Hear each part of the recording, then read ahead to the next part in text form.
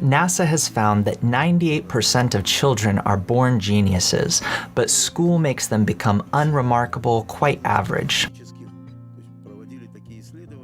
The following studies were conducted. 1,600 children ages 4 to 5 years old were given an IQ test to measure their intelligence. Unexpectedly, 98% of children scored as geniuses. 5 years later, new experiments were conducted with the same group of children, and the result was as follows.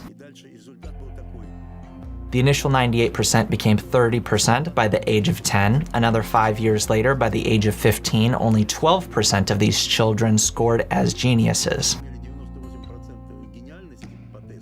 Then they threw all caution to the wind and conducted a test on adults. It turned out that only 2% of them met the genius criteria.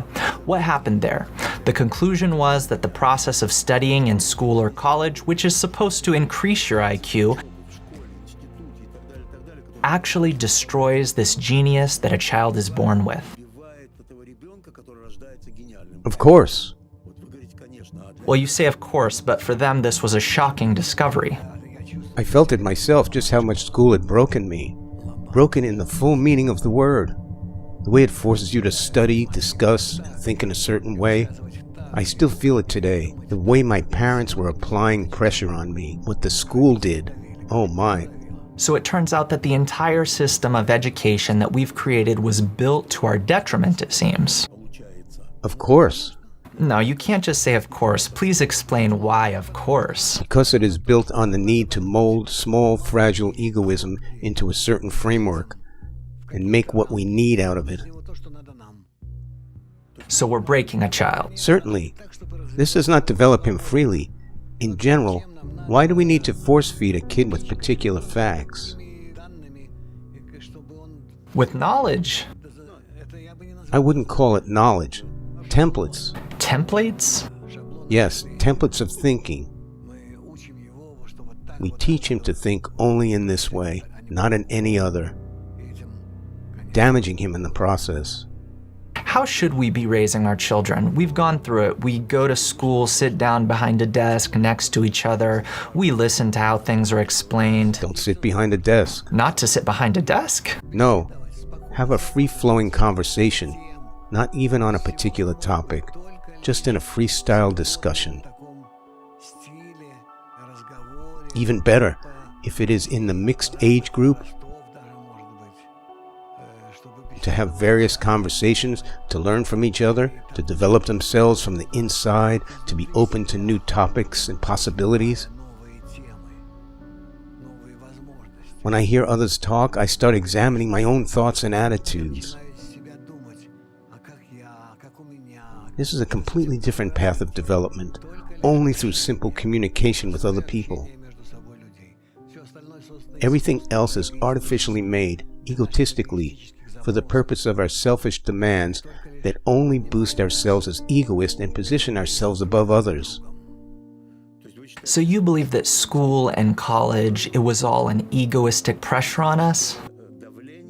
Yes, in order to profit off each other. To profit from each other? Yes, this includes science and art, everything out there, all for the purpose of getting ahead at the expense of another, either with physical reward like things and money, or in the form of admiration, approval, respect, pride, and so on. And if we could simply talk, sit under a tree and just talk and grow internally, what would be the result of that? We would have uncovered perhaps a new correct environment. I don't think it would be easy, but in communication between us, if we could correctly analyze our internal egoistic motives, then we would be able to somehow keep them in balance. So you believe there still would be disagreement and hatred? Of course, our egotistic nature is not going anywhere. And how would we be able to quell it? Whatever would erupt between us? Between ourselves. All problems would be resolved between us? Absolutely. We would explain this to each other.